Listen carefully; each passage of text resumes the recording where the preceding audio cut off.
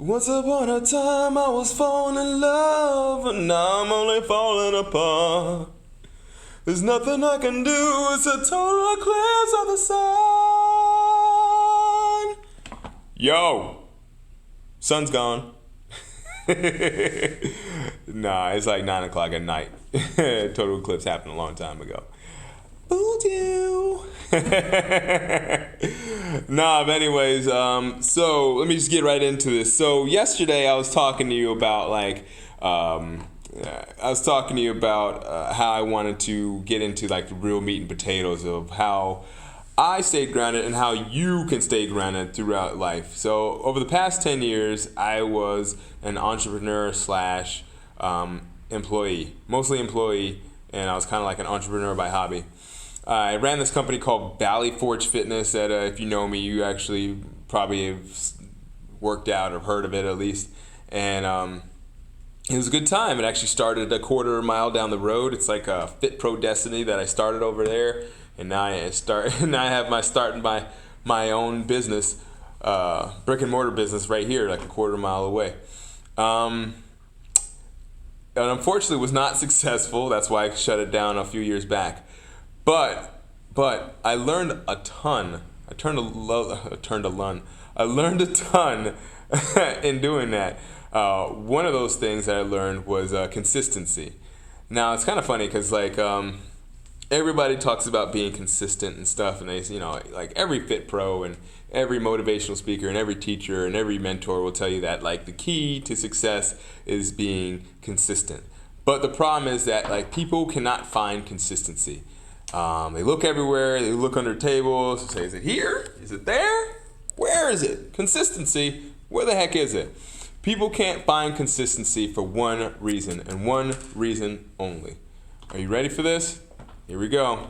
The reason why people can't find consistency, or the reason why people aren't consistent, is because they are so attached. They're so attached to the results that they can't really do anything outside of just thinking of what is going to happen. So let me put it to you this way. Imagine the jungles of Africa, or the Sahara, or whatever they call those, the plains of Africa. You have gazelles and you have lions, right?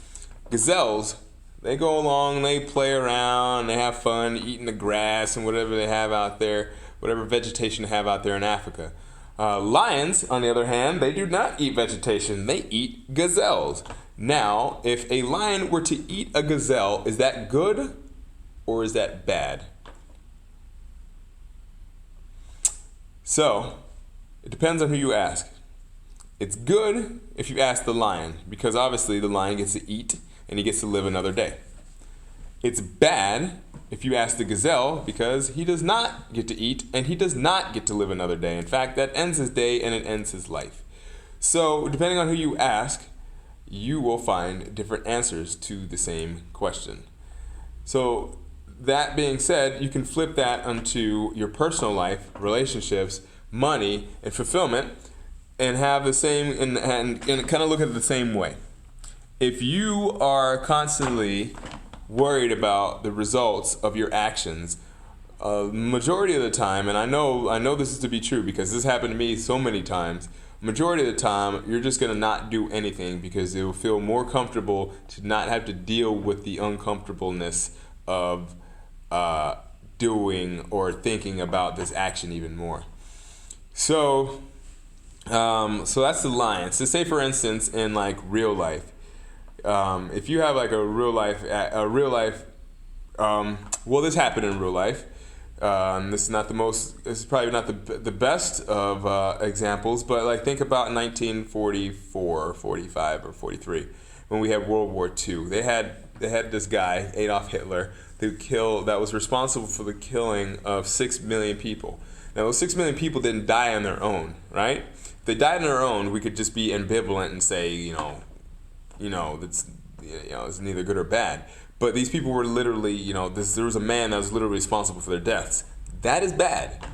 But there's people that don't believe that was bad. These German citizens that lived during this time that said that was good.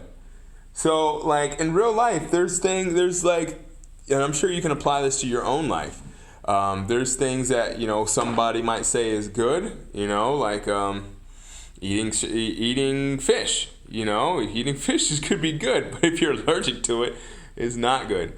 Now, these are kind of like a little bit off, but a little bit off base of like where I'm trying to go with this example. But I think you can kind of see the point that the reason why a lot of people just they don't go through with things is literally because of what other people tell them is good or bad. And what you really have to be confident in, or what you have to understand, is that like you can't go by what other people think. So that's why there is no real good or bad. It's only what applies to you in your own life.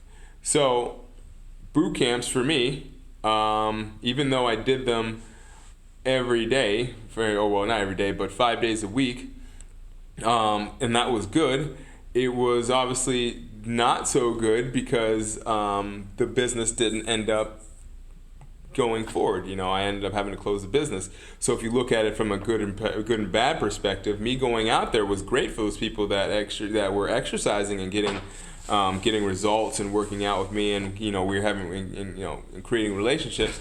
But on the flip side, I could have been doing something else, making more money, and possibly creating something that was even more powerful or even more effective for those people.